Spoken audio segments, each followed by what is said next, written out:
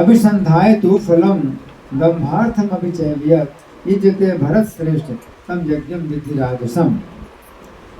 जो यज्ञ किसी भौतिक लाभ के लिए किया जाए या दिखावा करने के लिए किया जाए वो रजोगुणी यज्ञ है। रजोगुण प्रकृति के 3 गुण हैं, सतोगुण, रजोगुण और तमोगुण, है ना। तो हर चीज जो है 3 गुणों में विभाजित होती है, यज्ञ भी। अब हम लोग यज्ञ करते हैं, कौन सा यज्ञ कर रहे हैं? जैसे अभी आप लोग जो कर रहे हैं यज्ञ, मैं बोल रहा हूँ, आप लोग सुन रहे हैं, ये ज्ञान यज्ञ है। कौन सा यज्ञ? ज्ञान यज्ञ है ना। और दूसरा माला पर जप करते हैं आप लोग, कितने लोग माला पर जप करते हैं? हाथ उठाइए। बहुत कम लोग करते हैं। तो माला पर जप करते हैं तो वो जप यज्ञ कहलाता है। ज्ञान यज्ञ एक हो गया, एक जप यज्ञ हो गया। और दूसरे प्रकार के जो यज्ञ होते हैं वो कलयुग में मना है। जो आहुति डाली जाती है ना हवन कुंड में, तो वो कलयुग में तो संभव नहीं है। अगर कोई करता है तो उसका कोई फल नहीं होता। हाँ, कलयुग में सबसे जो शक्तिशाली यज्ञ है वो ज्ञान यज्ञ है। जैसे मैं बोल रहा हूँ, आप लोग सुन रहे हैं, बहुत शक्तिशाली यज्ञ है। हाँ? और दूसरा जप यज्ञ है। जप यज्ञ आप कहीं भी कर सकते हैं। हाँ? आप अकेले बैठ के जप कर सकते हैं या सड़क में चलते हुए भी जप कर सकते हैं। हाँ? अपने घर में पूजा के स्थान में भी जप कर सकते हैं। और अपने कमरे में, सोने के कमरे में जहाँ सोते हैं वहाँ भी जप कर सकते हैं। आप बैठ करके जप कर सकते हैं, खड़े होकर जप कर सकते हैं, चलते फिरते भी जप कर सकते हैं। तो जप करने में इतनी सुविधा है। आप अकेले कर सकते हैं और अगर बाजार में चल रहे हैं, सड़क में चल रहे हैं तो भी जप कर सकते हैं। तो जप करने में बड़ी सुविधा है। तो जप यज्ञ जो है ये कलयुग में बहुत शक्तिशाली है ना। तो भगवान कह रहे हैं कि कोई भी यज्ञ हो, अगर किसी भौतिक लाभ के लिए किया जाए, भौतिक लाभ का मतलब क्या है कि मान लीजिए आप चाहते हैं कि परीक्षा में पास हो जाए, अच्छे नंबर मिले, है ना, तो भौतिक लाभ के लिए किया जाता है या गर्ववश किया जाता है। हम दिखावा करने के लिए मैं बहुत बड़ा, ये जो है मैं यज्ञ कर रहा हूँ, तो बहुत बड़ा हो गया यज्ञ करने से, तो वो जो है दिखावा होता है, तो वो रजोगुणी यज्ञ कहलाता है। हाँ, तो इसमें सुनिए बड़े ध्यान से। यहाँ पर श्री कृष्ण कह रहे हैं कि जिस यज्ञ में फल की कामना होती है वो यज्ञ रजोगुणी होता है। कैसा यज्ञ होता है? रजोगुणी, जिसमें क्या होती है? फल की कामना होती है ना। तो भागवत के 8वें स्कंद के अंतर्गत अध्याय संख्या 15 में वर्णन आता है कि जिस समय असुरों और देवताओं के युद्ध में राजा बलि की मृत्यु हो गई। राजा बलि देवताओं के राजा हैं, असुरों के राजा।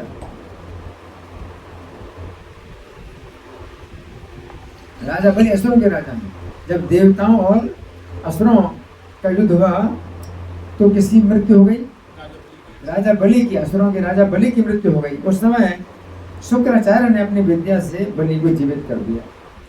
शुक्राचार्य के पास ऐसी विद्या थी कि बलि को जीवित कर दिया। उस समय शुक्राचार्य ने बलि से एक ऐसा विसुजित नामक यज्ञ करवाया जिसके द्वारा बलि महाराज को स्वर्ग पर अधिकार प्राप्त हो सके।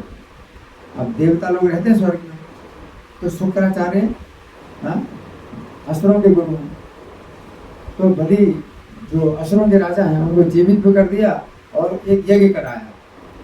उसका नाम था क्या? उस यज्ञ का नाम क्या था? विसुजित नामक यज्ञ करवाया। तो जिससे बलि महाराज को क्या प्राप्त हो जाए? स्वर्ग पर अधिकार प्राप्त हो जाए। उस यज्ञ में जिस समय शुक्राचार्य ने मंत्रों के साथ यज्ञ कुंड की अग्नि में आहुति डाली, उस समय यज्ञ की अग्नि से सबसे पहली वस्तु निकली, वो था एक दिव्य रथ निकला हवन कुंड से। रथ जो सुनहरे वस्त्र से लिपटा हुआ था। फिर यज्ञ की अग्नि से जो दूसरी वस्तु निकली वे थे पीले रंग के घोड़े। क्या थे?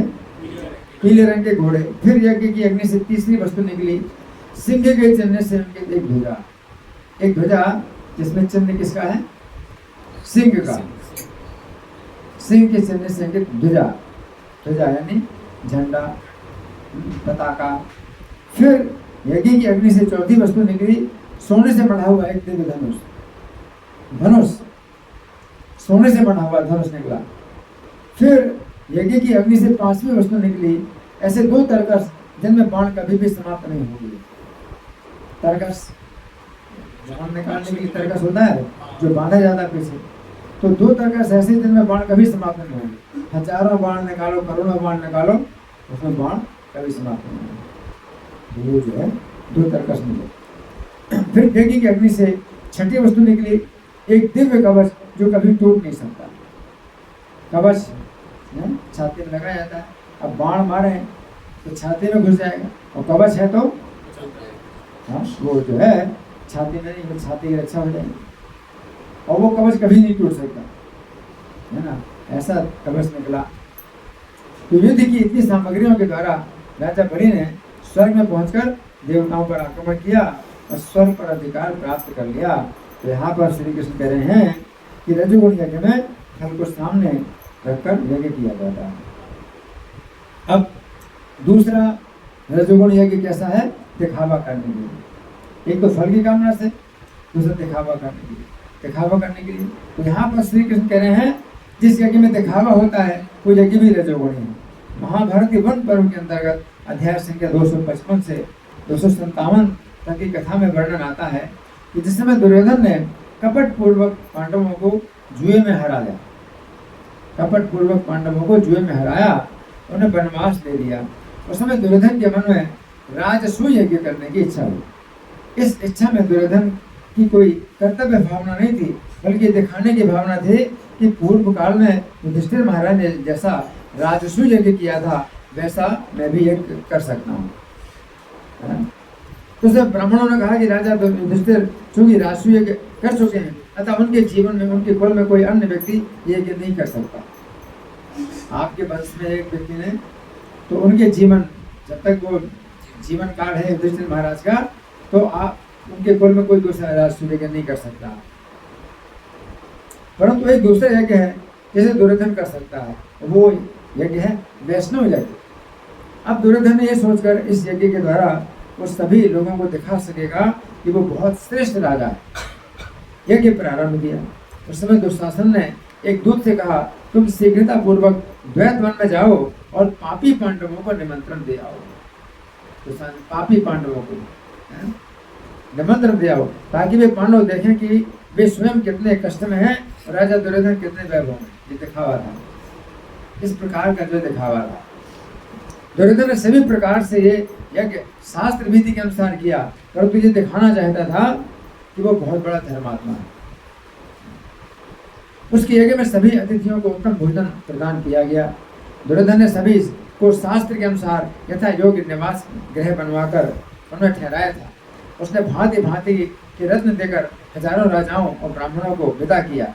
जिस समय लोगों ने दुर्योधन की प्रशंसा की, उस समय दुर्योधन हर्ष में मगन हो गया। प्रशंसा पाने के लिए यज्ञ किया था, तो हर्ष में मगन हो गया। जिस समय लोगों ने कहा कि दुर्योधन का ये यज्ञ युधिष्ठिर के यज्ञ के समान नहीं हुआ, उस लोगों ने ऐसा भी कहा। प्रशंसा की तो बड़ा हर्षित हो गया। जब लोगों ने कहा कि युधिष्ठिर महाराज के यज्ञ की तरह यज्ञ नहीं हुआ, उस समय दुर्योधन शोक मग्न हो गया।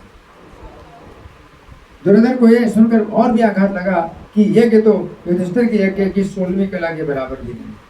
जब लोगों ने क्या कहा कि ये यज्ञ युधिष्ठिर के 16वीं कला के बराबर है। 16वीं कला का मतलब है 1/16, यानी 6% भी नहीं। जब लोगों ने कहा युधिष्ठिर का जो यज्ञ हुआ था उसका 6% भी नहीं हुआ है ना, तो दुर्योधन को और ज्यादा कष्ट हुआ। फिर दुर्योधन का हर्ष बढ़ाने के लिए उसके सुहृद कहने लगे ये यज्ञ पिछले सभी यज्ञों से बढ़कर हुआ। दुर्योधन की ये बातें सुनता हुआ दुर्योधन बहुत प्रसन्न हुआ। उस समय कर्ण ने कहा, जब युद्ध में पांडव लोग मारे जाएंगे उस समय तुम्हें राजसूय यज्ञ करने का अधिकार प्राप्त होगा। उस समय मैं तुम्हारा पुनः इसी प्रकार अभिनंदन करूंगा। तब दुर्योधन ने कहा, हे वीर, तुम्हारी बात सत्य है। जिस समय दुरात्मा पांडव मारे जाएंगे उस समय मुझे राजसूय यज्ञ करने का अवसर प्राप्त होगा। दुर्योधन चाहता है कि पांडव मारे जाए तो मैं राजसूय यज्ञ करूंगा, है ना। उस समय तुम पुनः इसी प्रकार मेरा अभिनंदन करोगे। तो यहाँ पर श्री कृष्ण कह रहे हैं कि जो यज्ञ शास्त्र विधि के अनुसार किया जाए परंतु दिखावे के लिए किया जाए वो यज्ञ कैसा है? रजोगुणी, रजोगुणी है। तो यहाँ पर श्री कृष्ण कह रहे हैं कि दिखावे के लिए किए गए यज्ञ को रजोगुणी समझना चाहिए। ऐसे यज्ञ के द्वारा व्यक्ति यद्यपि सामान्य लोगों को प्रसन्न कर लेता है परंतु हृदय में स्थित श्री कृष्ण प्रसन्न नहीं होते।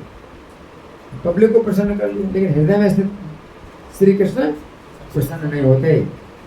श्री कृष्ण समस्त यज्ञों के भोक्ता हैं और यदि श्री कृष्ण किसी यज्ञ से प्रसन्न नहीं हुए तो यज्ञ करने से क्या लाभ हुआ, है ना? दुर्योधन पांडवों के प्रति द्वेष रखकर जो कुछ भी करता था उससे श्री कृष्ण प्रसन्न नहीं होते थे क्योंकि वे पांडवों के प्रति थे। अब देखिए यहाँ पर श्री कृष्ण कह रहे हैं कि जिस यज्ञ में अपना सम्मान बढ़ाने की भावना होती है उस यज्ञ को रजोगुणी यज्ञ कहा जाता है। ये बात भी समझने की है कि रजोगुणी व्यक्ति यदि अपना सम्मान बढ़ाने की भावना होती है तो उसके अंदर ऐसे लोगों का अपमान करने की भावना होती है जिनसे वो द्वेष रखता है। भागवत के 4 स्कंद के अंतर्गत अध्याय संख्या 3 में वर्णन आता है कि चूंकि दक्ष शिव जी से द्वेष रखता था। कौन? दक्ष शिव जी से द्वेष रखता था, इसलिए उसने एक यज्ञ किया जिसमें उसने सभी ब्रह्मर्षियों को बुलाया, सभी देवर्षियों को बुलाया, सभी पितरों को बुलाया, सभी देवताओं को निमंत्रित किया परंतु शिव जी को नहीं बुलाया। तो यज्ञ क्यों किया था? शिव जी को नीचे दिखाने के लिए, है ना? इस प्रकार वो सभी देवताओं और मुनियों को दिखाना चाहता था कि शिव जी में कोई बहुत बड़ा दोष है कि मैंने शिव जी को नहीं बुलाया। परंतु सभी को बुलाया परंतु शिव जी को नहीं बुलाया। उस यज्ञ में शिव की पत्नी सती यद्यपि बिना बुलाए गई थी, शिव की पत्नी सती थी, बिना बुलाए गई थी, परंतु पिता होते हुए दक्ष ने शिव जी से द्वेष होने के कारण अपनी पुत्री सती से भी स्नेह नहीं किया, अपनी पुत्री से भी स्नेह नहीं किया। फिर दामाद से द्वेष शिव जी से, तो पुत्री से भी स्नेह नहीं किया। उस समय उस यज्ञ में ब्रह्मा जी और भगवान विष्णु पहले से नहीं आए। क्यों? पता था कि ये यज्ञ क्या है? शिव जी का अपमान करने के लिए, शिव जी को नीचे दिखाने के लिए कर रहा है। तो ब्रह्मा जी और विष्णु जी नहीं आए क्योंकि वे जानते थे कि दक्ष की भावना श्री कृष्ण को प्रसन्न करने के लिए नहीं है बल्कि उसकी भावना शिव जी का अपमान करने की है। तो यहाँ पर श्री कृष्ण कह रहे हैं कि जिस यज्ञ में अपना सम्मान बढ़ाने की और किसी भक्त का अपमान करने की भावना रहती है ऐसा यज्ञ रजोगुणी होता है। तो इस तरह से जो है भगवद गीता में भगवान बताते हैं यज्ञ, है ना? तो यज्ञ जो है आप करते हैं तो एक संकीर्तन यज्ञ है ना? एक भक्त जो है गाते हैं फिर बाकी सब लोग मिलकर के गाते हैं, है ना? तो संकीर्तन यज्ञ है, दूसरा ज्ञान यज्ञ है, आप लोग सुन रहे हैं, मैं बोल रहा हूँ, और तीसरा जप यज्ञ है। तो 3 यज्ञ तो अभी हमारे लिए बड़े प्रैक्टिकल हैं, है ना? तो इसमें क्या है, हमारी भावना कैसी होनी चाहिए कि हमारी शुद्ध होने की भावना होनी चाहिए कि हमारा शुद्धिकरण हो। अगर शुद्धिकरण होगा तो फिर आपके मन में इच्छा होगी और जानने की, आध्यात्मिक ज्ञान को जानने की इच्छा होगी ना। तो ये जो यज्ञ होते हैं ये क्या होते हैं? पवित्र करते हैं व्यक्ति। जब आपकी चेतना पवित्र होती है तो आपके अंदर इच्छा होती है जानने की, क्या भगवान ने गीता में क्या उपदेश दिया है? अर्जुन तो भगवान ने क्या उपदेश दिया? तो ये जब जिज्ञासा होए, इच्छा हो जानने की, तो इसे कहते हैं पवित्रीकरण, शुद्धिकरण, कि आप शुद्ध हो।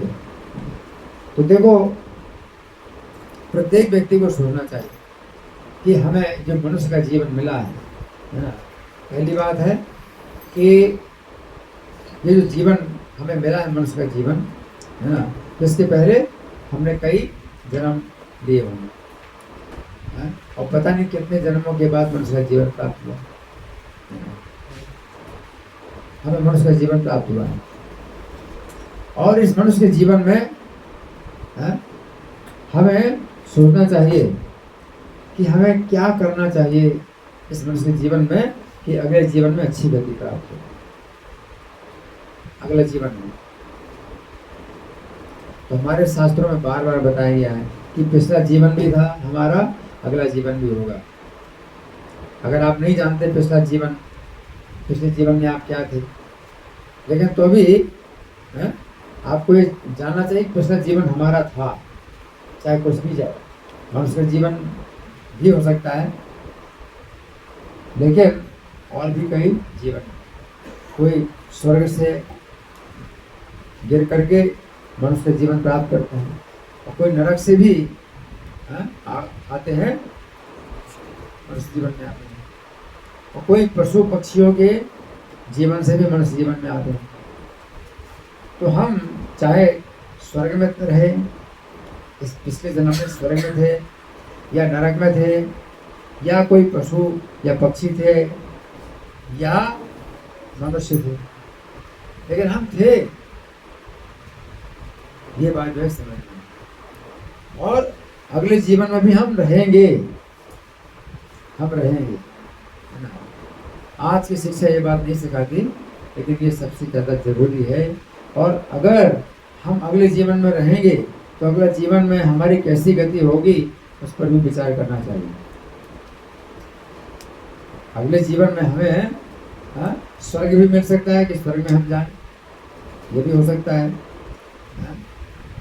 अगर कोई अच्छे कर्म होते हैं तो स्वर्ग जा सकते हैं, और अगले जीवन में हम हो सकता है कि दोबारा मनुष्य का जन्म प्राप्त कर लें, या अगले जीवन में हो सकता है कि हम नरक में चले जाएं, या अगले जीवन में हो सकता है कि हमें पशु पक्षी कीड़े पता नहीं कौन सा शरीर प्राप्त हो। तो 84 लाख योनियों में कहीं भी हम जो है जा सकते हैं। तो इसके लिए आपको ये सोचना चाहिए कि नहीं सोचना चाहिए कि हमें क्या करना है जिससे अगले जीवन में सबसे बढ़िया गति मिले। सोचना चाहिए कि नहीं? हाँ, सोचना चाहिए ना, क्योंकि आपकी जिम्मेदारी है। अगला जीवन जो है आपको मेढक का मिल जाए, सांप का मिल जाए, ऊंट का मिल जाए, गधे का मिल जाए, घोड़े का मिल जाए, है ना, तो आप क्या सोचते हैं? अच्छा है? नहीं अच्छा, अच्छा नहीं है ना। और वृक्ष का भी शरीर मिल सकता है, 20 लाख प्रकार के वृक्ष हैं, किसी भी वृक्ष का शरीर प्राप्त कर सकते हैं। और पानी में भी शरीर मिल सकता है, पानी में 9 लाख प्रकार के शरीर में पानी मिल सकता है। तो क्या चाहते हैं? ठीक है, ठीक है, पानी में शरीर मिल जाए, ठीक है। कितने लोग चाहते हैं कि ठीक है पानी में शरीर मिल जाए, मछली या कुछ भी? कितने लोग चाहते हैं? हाथ उठाओ। कितने लोग चाहते हैं? आप चाहते हो? नहीं चाहते तो अभी ठीक कह दिए।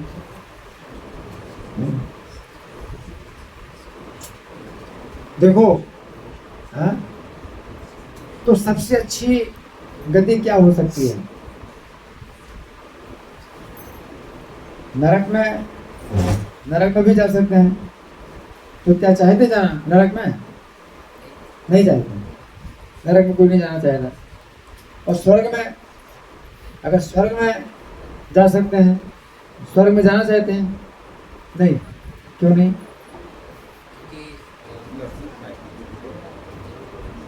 शास्त्रों से पता लगता है कि स्वर्ग जो है वो मोड ऑफ पैशन है और मोड ऑफ गुडनेस है। वहाँ पे भी देवी देवता रहता है, लेकिन उनकी भी जरा मृत्यु होती है। लेकिन अगर हम लोग ट्रांसेंडेंटल थोड़ा अचिंत्य होने का भाव है तो लोग तो स्वर्ग में ये नहीं जाना चाहते, ये स्वर्ग में नहीं जाना चाहते। क्यों नहीं जाना चाहते? सुना क्या बताया मैं? कौन बताएगा? सबको सुनाई पड़ा कि नहीं? इन्होंने क्या बोला? नहीं सुनाई पड़ा? फिर से बोलो, जोर से बोलो। मतलब शास्त्रों से पता लगता है कि स्वर्ग में भी जो देवी देवता हैं या ब्रह्मा जी जो ब्रह्मलोक में है, उनकी भी मृत्यु होती है, जन्म होता है उनका मृत्यु होता है। तो वहाँ पर जाके क्या करना? सुन लिया? तो स्वर्ग में जाना चाहते कोई? नहीं जाना चाहते, स्वर्ग में नहीं जाना चाहते, क्योंकि स्वर्ग में जाएंगे और पुण्य क्षीण होगे तो नीचे आएंगे, गिरेंगे। तो स्वर्ग में भी नहीं जाना चाहते।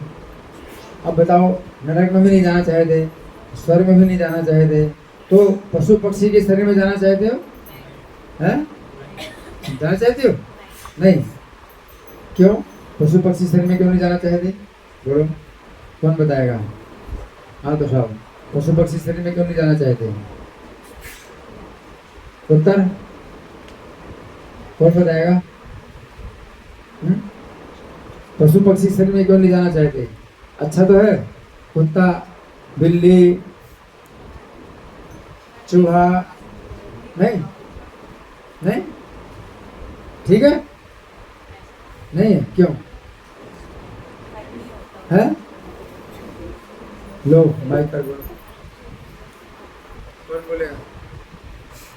कोई बोलना नहीं चाहेगा, कोई नहीं बोलना चाहेगा। तो पशु है अच्छा नहीं है। अच्छा तो नहीं है। क्यों अच्छा नहीं है? क्योंकि मनुष्य तो हाथ भी होते हैं ना, हाथ पैर होते हैं, और उनके पशुओं के हाथ ही नहीं होते, और हाथ का काम मुंह से करना पड़ता है। अब आप सोचो, अगर आपके हाथ बांध दिए जाएं, हैं, तो आपसे कहा जाए कि अब जो है हाथ का काम मुंह से करो, तो कैसा लगेगा? बहुत कष्ट है ना। ये हाथ है हमारे, तो हम जो है अपनी रक्षा भी कर पाते हैं, और उनके हाथ नहीं होते तो अपनी रक्षा भी नहीं कर सकते। कोई डंडा मारे तो क्या करेगा? आपको डंडा मारे तो आप हाथ से रक्षा करते हैं, है ना। और खुजली भी अगर होती है तो हम हाथ से खुजला लेते हैं, उनके पास हाथ नहीं है, खुजला भी नहीं पाते। पशु पक्षियों का शरीर नहीं चाहिए।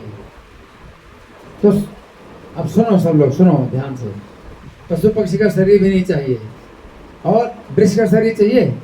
वृक्ष 20 लाख प्रकार के वृक्ष हैं, चाहिए? नहीं चाहिए? किसको चाहिए? किसी को नहीं चाहिए। क्यों? वृक्ष का शरीर मिल जाएगा तो क्या दिक्कत है? क्या दिक्कत है वृक्ष का शरीर से?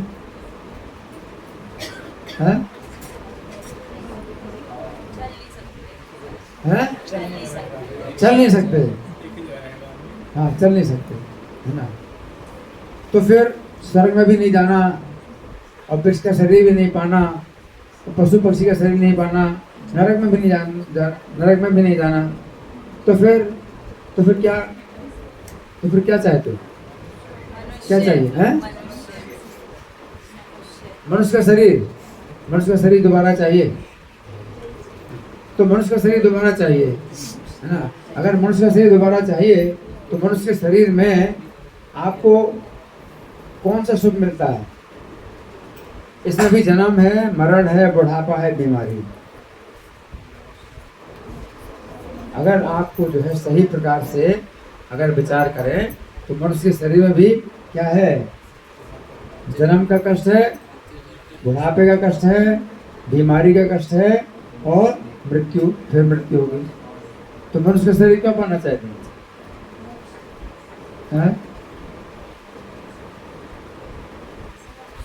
नहीं चाहिए, मनुष्य का शरीर नहीं चाहिए। जोर से बोलो, मोक्ष चाहिए। अच्छा, तो मोक्ष में क्या, किस तरह से मोक्ष चाहिए? कैसा मोक्ष चाहिए? एक ज्योति में कोई मिल जाए, निराकार ज्योति में मिल जाना है, इस तरह का मोक्ष चाहिए? किस तरह का मोक्ष चाहिए? अच्छा लगता है? आपका कोई आकार नहीं होगा, निराकार में जो है लीन हो जाए, वो अच्छा लगता है? नहीं, ठीक है, अच्छा है। निराकार ज्योति में लीन हो जाओगे, है ना। ना कोई जो है मित्रता होगी किसी से, ना किसी की संगति होगी, तो निराकार ज्योति में क्या चाहिए? निराकार ज्योति में लीन हो जाओगे तो क्या अच्छा लगेगा? किसी कमरे में आप बिल्कुल अकेले बैठे हो, ना किसी से बात कर सकते हो, ना किसी से कुछ खेल कूद कुछ कर सकते, कोई काम भी नहीं कर सकते, तो अच्छा लगेगा? नहीं अच्छा लगेगा ना। तो निराकार की जो मुक्ति है वो क्या है? नरक के समान, केवल जब नरक आए वो भी नरक के समान। तो फिर क्या चाहिए? कोई और मुक्ति है दूसरी? कोई दूसरी प्रकार की मुक्ति है निराकार की मुक्ति के अलावा? है नहीं पता? आप बताओ। 5 प्रकार की मुक्ति है निराकार मुक्ति के अलावा। 4 प्रकार की निराकार मुक्ति के अलावा 4 प्रकार की मुक्तियां हैं। बोलो। एक है सारूप्य मुक्ति। सारूप्य मुक्ति है जैसे कि भगवान का जैसा शरीर है चतुर्भुज, इसी तरह का हमें शरीर प्राप्त होगा भगवान के धाम में, और भगवान की तरह हमारा ऐश्वर्य भगवान के लिए। सबके पास एक एक विमान होगा। और एक है सायुज्य मुक्ति। सायुज्य मुक्ति जो प्रभु जी ने बताई निराकार में तो बताई। निराकार के अलावा बताओ ना। निराकार के अलावा एक आपने मुक्ति बताई। एक है सामीप्य। सामीप्य मुक्ति। सामीप्य मुक्ति है कि हम भगवान के साथ में एकदम क्लोज संबंध में रहेंगे। सामीप्य, सारूप्य, सायुज्य, साष्टी। एक है साष्टी मुक्ति। साष्टी मुक्ति में जैसे भगवान का अपना एक लोक है, इसी तरह का एक लोक आपको भी मिल सकता है। जैसे ध्रुव महाराज का लोक, किस किस को पता है ध्रुव महाराज का लोक? चंद्रमा के पास जो एक सितारा है उसको ध्रुव बोलते, ध्रुव तारा। तो भगवान ने अकेले एक ध्रुव महाराज के लिए एक लोक दे दिया, और वो लोक भी अलग है, दिव्य है। जब इस ब्रह्मांड की संहार हो जाएगा, सालोक्य हो गया। और सालोक्य मुक्ति, सालोक्य, सामीप्य, सायुज्य, साष्टी और सारूप्य।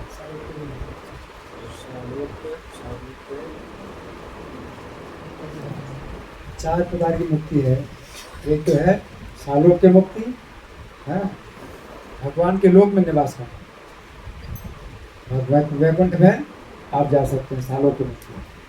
और फिर दूसरी सारूप्य मुक्ति, भगवान के वैकुंठ में जाकर के भगवान जैसा रूप प्राप्त हो जाए तो वो सारूप्य मुक्ति है दूसरी।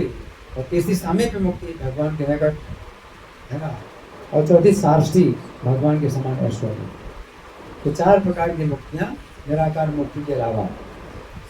ये 4 प्रकार की मुक्तियाँ में जो है ये क्या होता है कि हमारे पास जो है सब कार्यक्रम होते हैं, तो वो सब चाहिए ना कि हमें कुछ कार्य करने को मिले। और इन 4 प्रकार की मुक्तियों में कभी बुढ़ापा नहीं आएगा, मृत्यु और बीमारी के कष्ट नहीं होंगे। तो सबसे अच्छा क्या है, 4 प्रकार की मुक्तियों में से कोई एक मुक्ति प्राप्त हो जाए। जैसे भगवान की सेवा में 4 प्रकार की मुक्तियाँ प्राप्त होती हैं, कोई भी मुक्ति मिल जाए, ये हमें चाहिए, ठीक है ना। तो इसके लिए क्या करना चाहिए? इसके लिए क्या करना चाहिए कौन बताएगा? इसके लिए क्या करना चाहिए आपको? अगर वो चाहिए, इस प्रकार की मुक्ति चाहिए, है ना।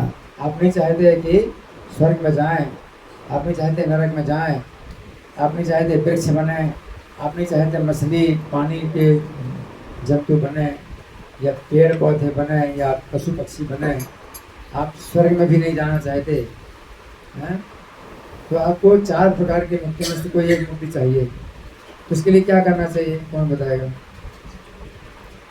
हाँ जी, नाम जप। नाम जप एक साधन है, ये बताया गया। एक उपाय है नाम का जप करना। कैसे नाम का जप करना है? कैसे नाम का जप? महामंत्र है हरे कृष्ण कृष्ण कृष्ण हरे हरे, हरे राम राम राम। ये बहुत सरल उपाय है नाम का जप करना, ठीक है।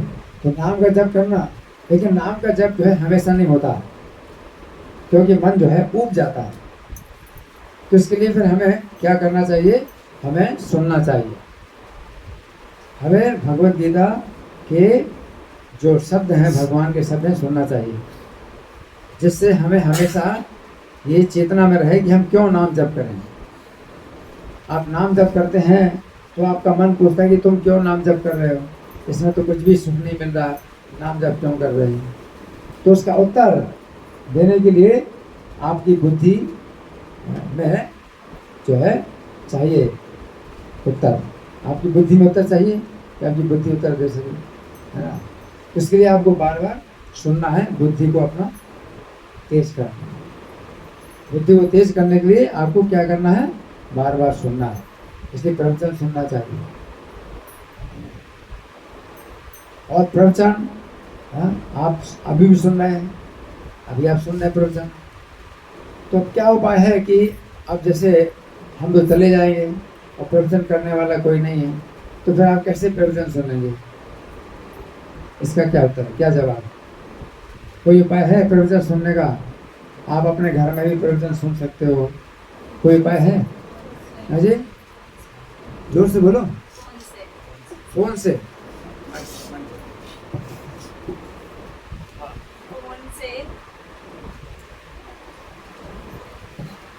फोन से प्रवचन सुन सको, कैसे? मोबाइल आप चलाओगे, मोबाइल चलाओगे तो कैसे कर सुनोगे? रिकॉर्डेड प्रवचन है ना, हाँ रिकॉर्डेड प्रवचन सुन सकते हैं, है ना, रिकॉर्डेड प्रवचन सुन सकते हैं। तो आज की टेक्नोलॉजी में ये फ़ायदा है कि आप रिकॉर्डेड प्रवचन सुन सकते हैं, है ना। जैसे आज का जो प्रवचन हमारा हो रहा है, तो ये अभी रिकॉर्ड हो रहा है, इसके बाद ये चैनल में डालेंगे। तो एक चैनल है जिसमें हमारे सब प्रवचन डाले जाते हैं, वो चैनल आप ले सकते हैं। तो उसमें क्या है, आप जब भी आप चैनल में जाओगे तो मेरे साथ रहोगे, और उसमें हजारों जो है रिकॉर्डेड प्रवचन उसमें पड़े हुए हैं, तो आप उसमें उस तरह से आप प्रवचन सुन सकते हैं। तो ये सब जो है मतलब एक तरीका है अगर आप जाना चाहते हो वैकुंठ में।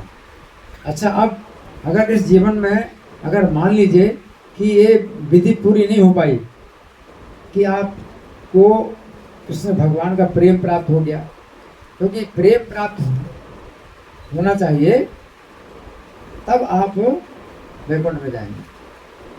तो प्रेम तो प्राप्त हो सकता ना हो, तो फिर क्या होगा?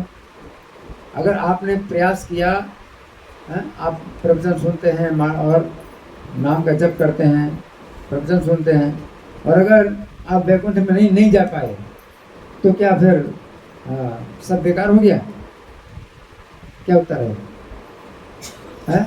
नहीं, बोलो क्या? अगले जन्म में फिर आप एक अच्छा शरीर मिलेगा और फिर आप उसमें दोबारा रिकंटिन्यू कर सकते हैं उसी जगह से। इसमें ये नुकसान नहीं है, समझ रहे? अगर वैकुंठ नहीं गए तो आपने प्रयास किया है, तो भगवान आपको दोबारा ऐसा जन्म देंगे भक्तों के परिवार में या ऐसे समाज में जहाँ भक्तों का संग मिलेगा। तो ये भी बड़ी रक्षा है। इस प्रकार की रक्षा बहुत बड़ी है कि आपको जो है पशु पक्षी का शरीर नहीं मिलेगा, पेड़ का शरीर नहीं मिलेगा, है? आप ऐसे घर में जन्म लेंगे जहाँ की ये सब चर्चा होती है, प्रवचन होते हैं, और सही दिशा में आपको जो है वो आपको सुनने को मिलेगा। तो ये जो है क्या है कि बहुत बड़ी रक्षा है, इसलिए बर्बाद नहीं जाता। आपने जितना नाम जप किया है और प्रवचन सुना है वो बर्बाद नहीं जाता है, क्योंकि आप अगर 50% आप शुद्ध हो गए तो अगला जो जीवन मिलेगा उसमें 50% की शुद्धि आपकी वो सुरक्षित है। अब आप आगे से और प्रयास कर रहे हो, उतने नंबर आपके सुरक्षित हैं, अब उससे ऊपर नंबर पाने का प्रयास है ना। तो चाहे 2 जन्म 3 जन्म जितना भी जन्म लगे, 100 नंबर अगर आ जाए तो फिर आप भगवान के धाम जाएंगे। तो पहले के जो नंबर हैं वो सुरक्षित हैं, आप और नंबर लाना। तो इतनी जो सुविधा है कि भगवान की इस परीक्षा में इतनी सुविधा है। जो और दूसरी परीक्षाएं होती हैं उनमें क्या होता है, अगर आप पास नहीं हुए तो पूरा साल बर्बाद हो गया। लेकिन इसमें क्या है, अगर आप पास नहीं हुए तो भी जितने % आपने किया है वो आपको मिल गया, और आप अगले से मान लो 2% आपने किया तो अगले जीवन में आपको 2% मिल जाएगा, और फिर 2% के बाद और शुरू करें। तो ये फायदा है। तो हरे कृष्ण मंत्र का जो है जाप करो, ठीक है, और प्रवचन सुनो, गीता के प्रवचन सुनो। तो ये सब जो है हमारे जो है कार्यक्रम होते हैं। और आज की जो शिक्षा है तो ये जो है समझ लो कि आप इस शिक्षा के आधार पर आप नहीं चलना कि अगला जीवन नहीं, है ना। आज की पूरी दुनिया में जो जितनी टेक्नोलॉजी है, जितनी साइंस है, उसमें क्या शिक्षा दी जाती है? क्या शिक्षा दी जाती है अगला जीवन के बारे में? क्या नहीं है, हाँ, अगला जीवन नहीं है। तो ये इस्कॉन जो है संस्था, ये जो है इस मत का, इस विचार का बहुत खंडन करती है। और हमारा काम है कि इसका जो है तीव्र खंडन करना है। कौन से विचार का? कौन से विचार का? कि अगला जीवन नहीं, इसका तीव्र खंडन करना है। अगर आप अपनी रक्षा करना चाहते हो तो भी खंडन करो, क्योंकि इससे क्या होगा, आप खंडन करेंगे तो इस दिशा में आप और आगे बढ़ेंगे। इसलिए खंडन करना, और जिनके सामने आप खंडन करोगे तो उनकी भी आप रक्षा करोगे, कोई भी समझ नहीं। तो जब तक आप इस विचार को खंडन नहीं करोगे तब तक आप जो है ये आगे इस विचार में आप आ ही नहीं सकते कि हमें क्या करना चाहिए। अब जैसे आज की शिक्षा है कि भाई अगला जीवन नहीं है, अगला जीवन नहीं है, तो फिर अब अगर आप ये मानते हैं कि अगला जीवन नहीं है तो फिर इस जीवन में क्या करना चाहिए? फिर क्या उत्तर है? अगला जीवन नहीं है तो इस जीवन में क्या करना चाहिए? क्या उत्तर है? इंद्रिय तृप्ति करो, जब तक जियो तब तक इंद्रिय तृप्ति करो, बाद में तो कुछ सब खत्म हो जाएगा। इंद्रिय तृप्ति करो। तो आज की जो शिक्षा है वो बस क्या है? इंद्रिय तृप्ति पर आधारित है। खाना है, सोना है, भोग करना है, सुरक्षा करना है, बस इन्हीं कार्यों में सब पूरा जीवन। लेकिन जब आप समझते हैं कि अगला जीवन है और अगले जीवन में मुझे अपनी सुरक्षा करनी है ना, और वो प्राप्त करना है, मनुष्य जीवन का बहुत बड़ा लाभ है, वो प्राप्त करना है, तो फिर ये जो इंद्रिय तृप्ति के कार्य हैं ये समय की बर्बादी है। फिर आप समझेंगे समय की बर्बादी। आप कितना सोते हैं, है? कितने घंटे सोते हैं? जो लोग सोचते हैं कि अगला जीवन नहीं है तो वो सोचते हैं कि सोना भी जो है अपना बड़ा लाभ है कि भाई मैं सोने का सुख प्राप्त कर लिया, और अपने नींद के घंटे भी बढ़ाते हैं, अपनी नींद के घंटे बढ़ाते हैं, है ना। और फिर खाने का जो है सोचते हैं कि कितना अधिक से अधिक खा लें, कितना सोना, कितना खाना, है ना। ये जो है उनका ये होता है लक्ष्य। लेकिन जब आप समझ लेंगे कि अगला जीवन है और अगले जीवन में मुझे सबसे अच्छी गति प्राप्त करनी है, सबसे अच्छी गति प्राप्त करनी है, तो फिर आपको क्या लगेगा? ये टाइम खराब नहीं करना है, टाइम खराब नहीं करना। वो तो टाइम पास करने की कोशिश करते हैं, टाइम पास करने के लिए भाई चलो इधर घूमना, उधर घूमना है ना, इधर जाना है, उधर जाना है, क्लब में जाना है, सिनेमा देखना है, टाइम पास करना है। लेकिन जब आप समझते हैं कि अगला जीवन है, आपको अच्छी गति प्राप्त करनी है, तो फिर आप टाइम पास करोगे इस तरह से? नहीं, टाइम पास नहीं करना। कितना अधिक से अधिक मैं जाप कर लूँ, कितना अधिक से अधिक अध्ययन कर लूँ, किताबों को पढ़ लूँ, कितना अधिक से अधिक प्रचार कर लूँ, कितना अधिक से अधिक मैं पुस्तकों का वितरण कर लूँ, कितना अधिक से अधिक लोगों को जो है मैं शिक्षा दे सकूँ। शिक्षा दो।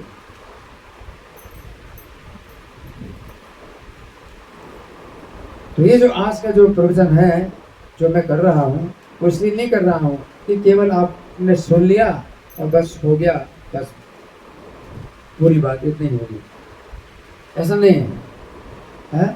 आपको करना है कुछ, अपने जीवन में कुछ परिवर्तन करना है? माला पर जप करो, है? पुस्तकों का अध्ययन करो, कुछ नियम बनाओ, कुछ नियम बनाओ। और दूसरा कार्य क्या है, दूसरों को भी उपदेश दो।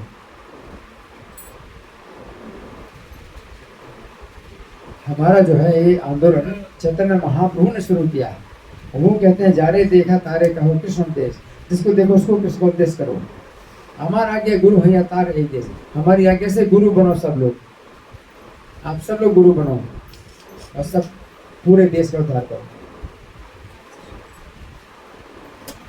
आप क्या सोचते हो, जैसे आज हमने आपको कुछ ज्ञान दिया, और ये ज्ञान जो है बहुत बड़ा ज्ञान है कि हमें अगला जीवन प्राप्त होगा और हमें इसके लिए जाप करना है, नाम लेना है या प्रवचन सुनना है। ये इतना बड़ा ज्ञान आपको प्राप्त हो गया, तो आपको क्या लगता है कि बस इतना ही पर्याप्त है, किसी और को भी बताना है? क्या लगता है? बताना है ना, बताना है। और सबसे पहले उनको बताना है जो अपने बहुत निकट के हैं, उनको बताना है जो अपने बहुत निकट के हैं, जिनके लिए आप सोचते हैं कि भाई इनको हम कुछ उपहार दें, कुछ गिफ्ट दें, होता है ना, कुछ खिलाए पिलाएं, ऐसा लगता है, जिनसे आपको जो है अच्छे संबंध है, उनको आप जो है कुछ बताते हैं, तो उनको बताओ।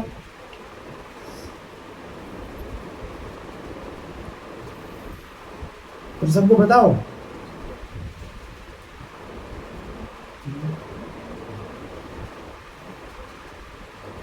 ऐसा नहीं है कि आपकी आंखें खुल गई, मान लीजिए आपके पास आंखें हैं और आप जो है देख रहे हैं कि गड्ढा है, कुआं है, और जो एक अंधा व्यक्ति है वो जा रहा है कुएं की तरफ जा रहा है? आप देख रहे हैं, वो तो अंधा है इसलिए वो कुएं की तरफ जा रहा है, तो आप देख रहे हैं कि वो कुएं की तरफ जा रहा है ना, तो आप क्या करोगे? क्या करोगे? हाँ, उसको पकड़ोगे। अरे भाई कहाँ जा रहे हो, यहाँ सामने कुआं है, आप पकड़ोगे ना। उसी प्रकार से पूरी दुनिया कैसे है? अंधी है। पूरी दुनिया आज की शिक्षा भी लोगों को अंधा बना रही,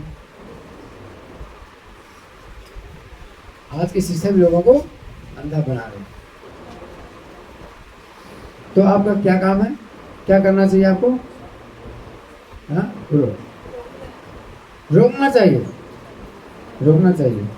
देखो सुनो, प्रहलाद महाराज 5 साल की अवस्था के थे। कितने साल की? 5 साल की अवस्था के थे, है ना।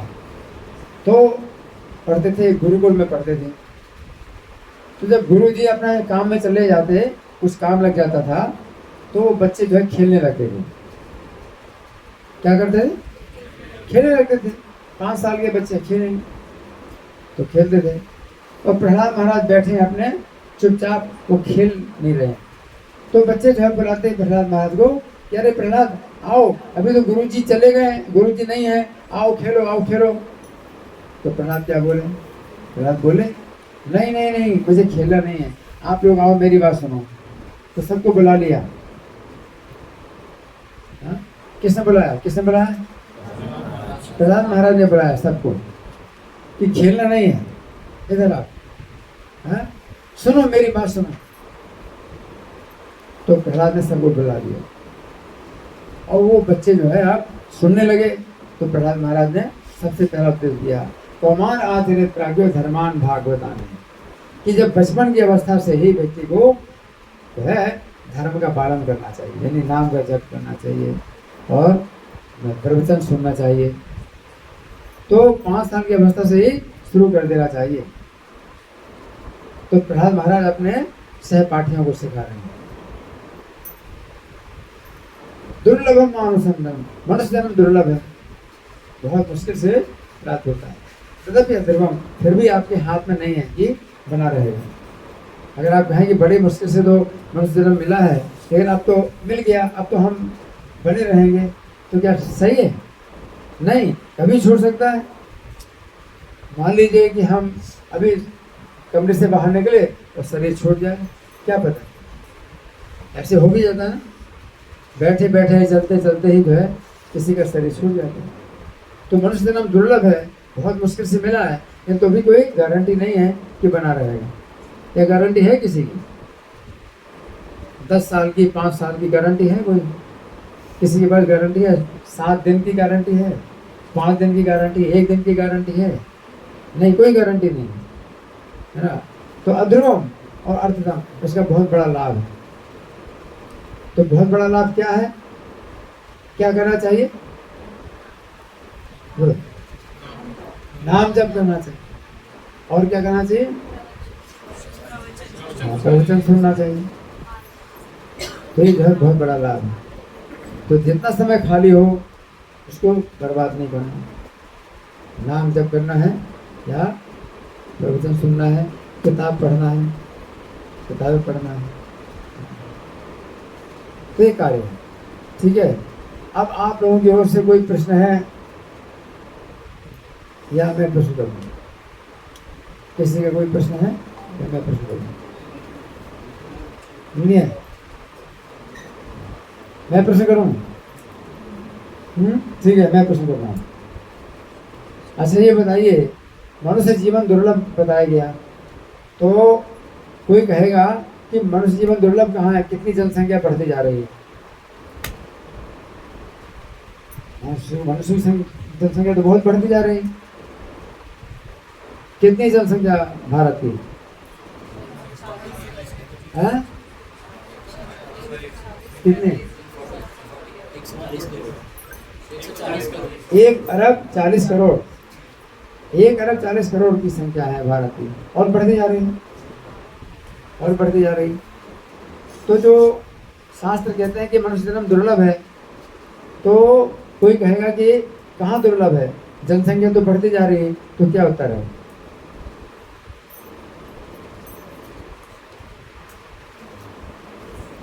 शास्त्र जो है पुकार पुकार के कहते हैं कि मनुष्य जन्म दुर्लभ है, और कोई कहेगा कि अरे आप दुर्लभ की बात करते हो, इतनी तो जनसंख्या बढ़ती जा रही है। तो क्या उत्तर है?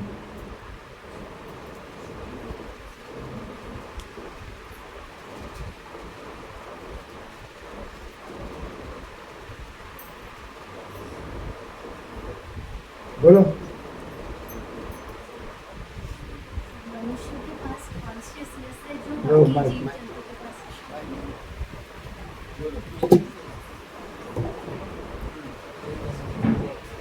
सर, मनुष्य जीवन इसलिए दुर्लभ है क्योंकि मनुष्यों के पास कॉन्शियसनेस है जो बाकी जीव जंतु के पास नहीं है, इसलिए कंपैरेटिव सेंस में कहा जाता है।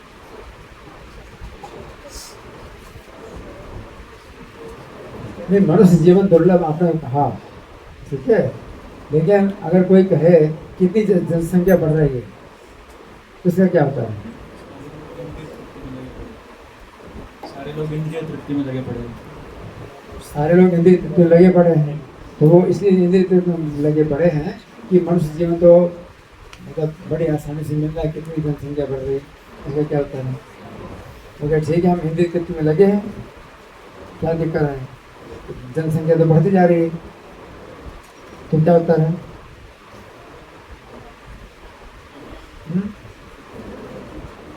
बोलो, क्या उत्तर है? लोगों की, मनुष्यों की संख्या बढ़ती जा रही है कि नहीं? बढ़ रही है। तो वो कोई कहेगा मनुष्य की संख्या तो बढ़ती जा रही है, तो हम लोग जो है इंद्रिय तृप्ति में लगे हैं, तो क्या दिक्कत है? क्या उत्तर? क्योंकि आपको प्रचार करना है, अगर आपको कुछ सिखाना है तो आपके पास उत्तर होना चाहिए कि नहीं? तो वो जब कहेगा तो आपका मुंह बंद हो जाएगा, फिर क्या करो? हर व्यक्ति को प्रचार करना चाहिए। पहले अपने आप समझो इस बात को, फिर दूसरों को समझाओ। अगर समझ लिया है तो दूसरों को समझाओ। जनसंख्या बढ़ती है, जनसंख्या जो मनुष्यों की है उससे भी अधिक कहीं, जैसे हम पार्क में चलते हैं, कितने सारे घास होती है, करोड़ों की संख्या में एक पार्क, वो कितने, वो सब एक एक जीव आत्मा है। और जल में कितने कीटाणु होते हैं, चींटियों की संख्या और अन्य छोटे छोटे कीड़ों की संख्या, उसकी तुलना में मनुष्य की संख्या बिल्कुल अल्प है, बहुत थोड़ी। उत्तर आया? अगर मनुष्य की जनसंख्या बढ़ रही है तो आप बताइए कि दिल्ली में जितने कॉकरोच हैं, पूरी पृथ्वी के मनुष्यों की संख्या से ज़्यादा है वो। और जो मनुष्य का जो संख्या है, मनुष्य की जनसंख्या है, वो करोड़ों में भी एक नहीं है। अगर ऐसे देखो कि पानी में कितने जीव जंतु हैं और हवा में कितने जीव उड़ रहे हैं, छोटे छोटे बैक्टीरियाज भी हैं, किताब में भी कितने छोटे छोटे कीड़े होते हैं, मिट्टी में कितने कीड़े होते हैं। अगर ऐसे देखा जाए तो उनकी तुलना में मनुष्य की संख्या करोड़ों करोड़ों करोड़ों में भी एक नहीं है ना। तो ये जो मनुष्यों की संख्या जो है, मतलब जो बढ़ रही है, तो उससे जो है ये नहीं सोचना चाहिए कि मनुष्य का जीवन आपको जो है सुलभ है। आपको जो है आपके लिए जो है मनुष्य जीवन नहीं मिलेगा दोबारा। आपको मनुष्य का जीवन दोबारा नहीं मिलेगा अगर आप इस दिशा में कार्य नहीं करते। मनुष्य का जीवन इसलिए प्राप्त हुआ है, किस लिए प्राप्त हुआ है? सुन रहे हैं? कहाँ देख रहे हैं आप लोग? मनुष्य का जीवन किस लिए प्राप्त हुआ है? हाँ, पिछले जन्म में अच्छे काम किए थे।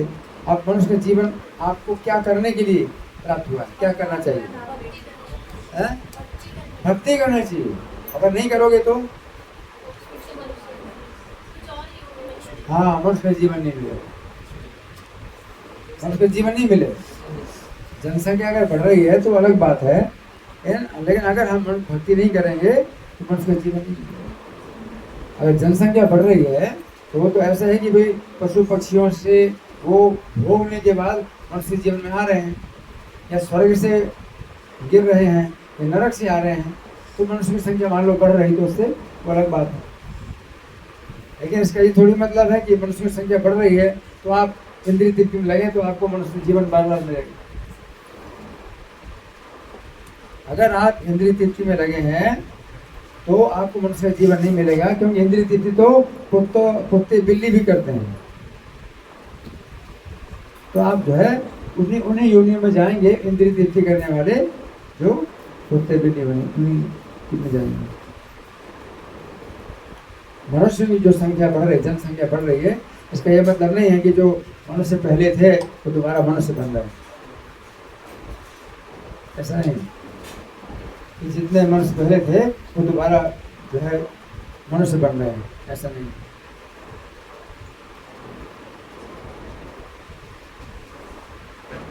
इसलिए हमें जो है बहुत गंभीरता से प्रयास करना चाहिए, ठीक है ना। अच्छा, आप ये बताइए, महाभारत के युद्ध में 1,66 करोड़ योद्धाओं का शरीर तो जो है ये कभी नहीं सोचना कि मनुष्य का जीवन बहुत जैसे आसानी से मिल गया तो वो जो है अब मिलता रहेगा आपको। और कई लोग सोचते हैं कि मनुष्य के बाद मनुष्य का जन्म ही मिलता है। एक ऐसी भी संस्था है जो ये कहती है कि मनुष्य के बाद अगला जीवन मनुष्य का ही होता है। जानते कौन सी संस्था है ऐसी?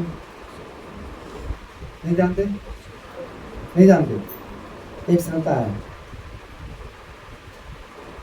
एक संस्था ऐसी भी है, और ये बहुत बड़ा ज्ञान है, लेकिन वो जो है बहुत बड़ा वो ज्ञान बता रहे हैं, समझ रहे, बहुत बड़ा ज्ञान दे रहे हैं कि मनुष्य के बाद दोबारा मनुष्य ही बनता है। और इतनी मूर्खता है उनमें कि वो कहते हैं कि बकरा है, अगले जन्म में बकरा ही बनेगा। वो कहते हैं मेढक अपने अगले जन्म में मेढक ही बनेगा। इतनी मूर्खता की बातें वो करते हैं। आपको पता होना चाहिए, आपको पता होना चाहिए। क्यों? ताकि आप उसमें ना जाएं। जैसे मान लो हम कहते भाई आप यहाँ से बाहर निकलोगे, वो गड्ढा है उसमें नहीं गिर जाना, तो ये थोड़ी कि मैं निंदा कर रहा हूँ। तो गड्ढे में आप गिरोगे है ना, तो हाथ पैर टूटेंगे। इसलिए अगर मैं कहता हूँ कमरे से बाहर जा रहे हो, थोड़ा बच के रहना, वो गड्ढे में ना गिरना। इसलिए मैं हम संस्था का नाम बता रहे हैं, एक संस्था का नाम है। तो ये नहीं सोचना भाई हम निंदा कर रहे हैं। क्यों? क्योंकि वो जो है इतना गलत अज्ञान जो है वो दे रहे हैं, इतना गलत प्रचार कर रहे हैं कि अगर आप नहीं समझोगे तो सोचोगे चलो वो भी तो ठीक है, उसी में चले जाओ, वो भी तो अच्छे हैं। संस्था का क्या नाम है? ब्रह्म कुमारी सुना ना, प्रजापिता ब्रह्मा कुमारी ईश्वरीय विश्वविद्यालय, उनके बहुत केंद्र खुले हुए हैं। इस कौन के तो हमारे जो है पूरे विश्व भर में 700 केंद्र हैं, और उनके तो जो है हजारों केंद्र खुले हुए हैं। कितने लोगों ने नाम सुना? हाथ उठाइए। ज़्यादा लोग नाम नहीं सुना, लेकिन नाम नहीं सुना तो सुन लो, है? और उधर नहीं जाना, बहुत अज्ञान है। वो जो है उस ईश्वर को निराकार मानते हैं।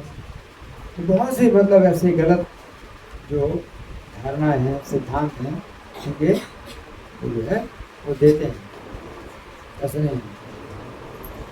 तो जीवात्मा है, इस शरीर से अलग है, और कर्मों के अनुसार शरीर बदलता है। ऐसे कई उदाहरण हैं कि जिसको मनुष्य शरीर से दूसरा शरीर मिला, वृक्ष का शरीर मिला या पशु का शरीर मिला, कोई पता है? शास्त्रों में ऐसे उदाहरण है कि पहले कोई मनुष्य का शरीर था और फिर उसको पशु का शरीर मिला या वृक्ष का शरीर मिला। कौन बताएगा? कई उदाहरण, कोई है घटना जिसको मनुष्य के शरीर से पशु का शरीर मिला या वृक्ष का शरीर मिला? कोई उदाहरण नहीं।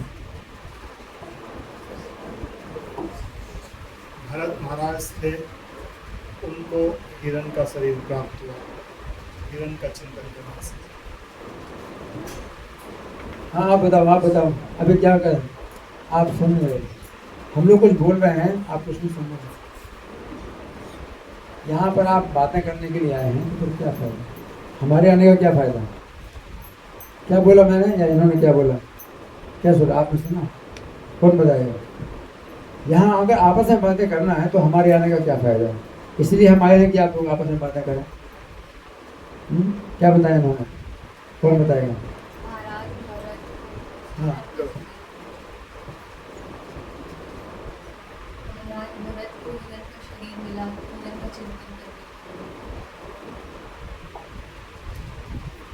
महाराज भरत को हिरण का शरीर मिला है। हिरण का शरीर क्यों मिला उनको? क्या गलती की उन्होंने?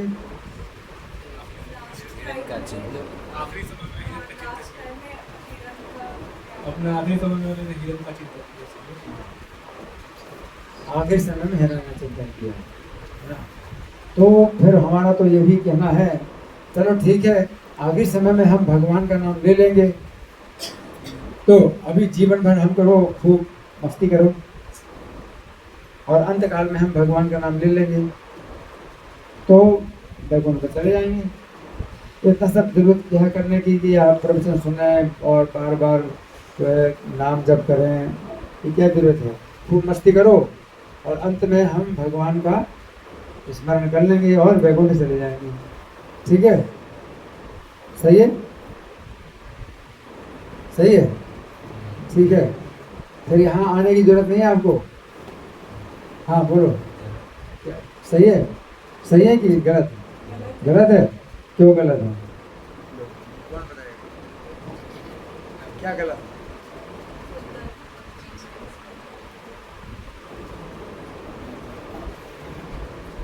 अंत समय में जो मनुष्य के कर्म होते हैं, जो उसको भगवान चिंतन करने से रोकते हैं, जो भी कर्म उसने किए हैं, अच्छे या बुरे, वो अपने परिवार के याद में या फिर अपने जो बुरे कर्म हैं उनसे कर्म को याद करके वो भगवत चिंतन नहीं करते।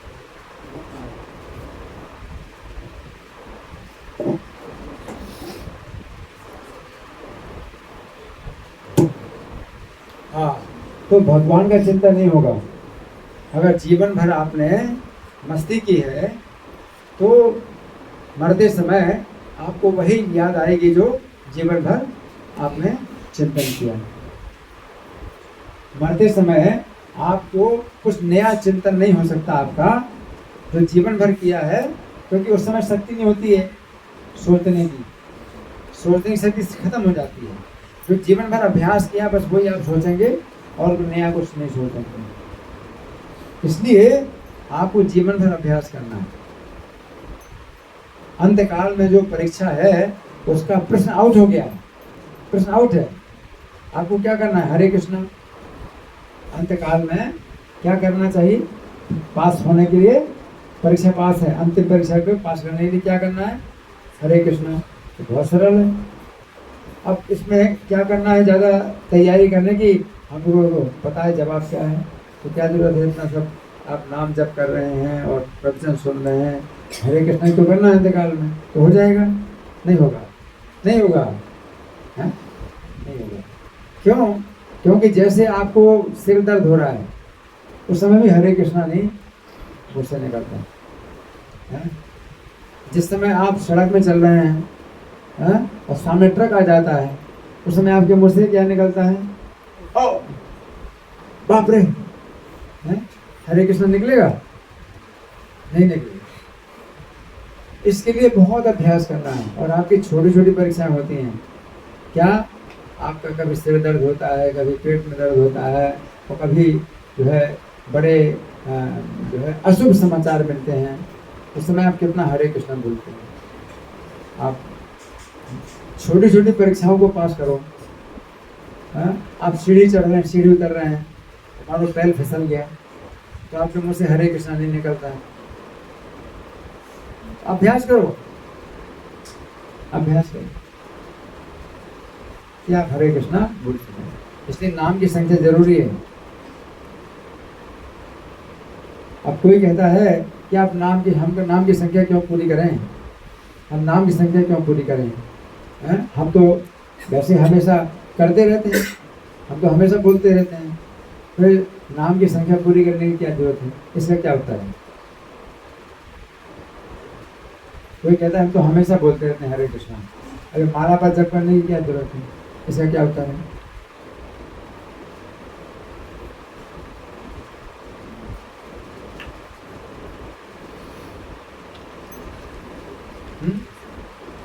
माला पर जप करने की क्या जरूरत है? हम लोग देखो हमारे घर में भी है, माला है, इसकी क्या जरूरत है? हम हरे कृष्णा बोलते हैं हमेशा, ठीक है? क्या उत्तर है? हम माला जप क्यों करें? हमें क्या जरूरत है गले में थैली रखना? हाँ जी, क्या उत्तर है? अभ्यास और ध्यान। अभ्यास और ध्यान की क्या जरूरत है? हमेशा हम तो करते हैं।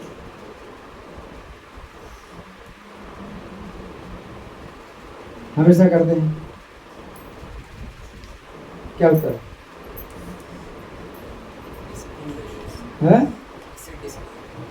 अगर हम लोग फिक्स्ड अमाउंट ऑफ चैंटिंग करते हैं, बाबा का नाम लेते हैं, तो उससे डिसिप्लिन रहेगा लाइफ।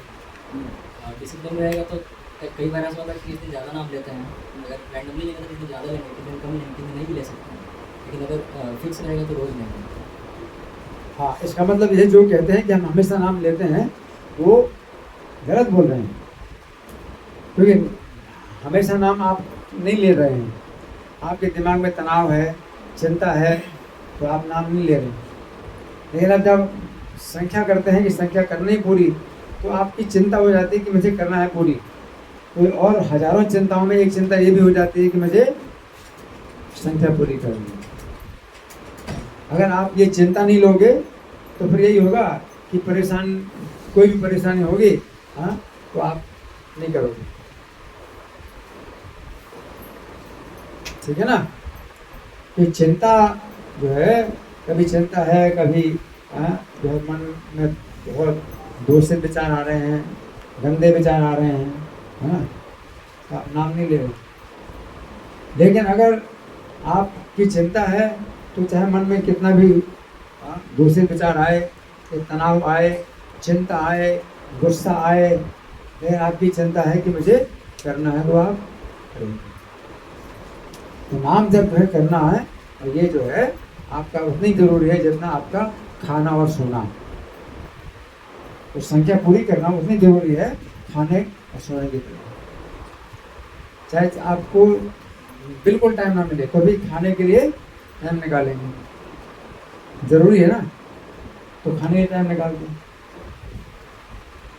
हाँ? चाहे आपको बिल्कुल टाइम ना मिले, फिर भी सोने के लिए आप टाइम निकालते हैं, जरूरी है।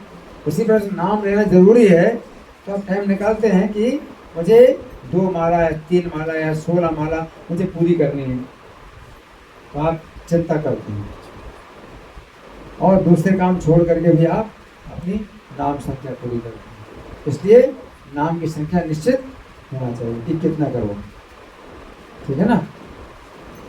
तो ये बहुत जरूरी है, ठीक है। अभी हमारे पास बहुत समय हो चुका है, अब हम खड़े होकर कीर्तन करेंगे, ठीक है।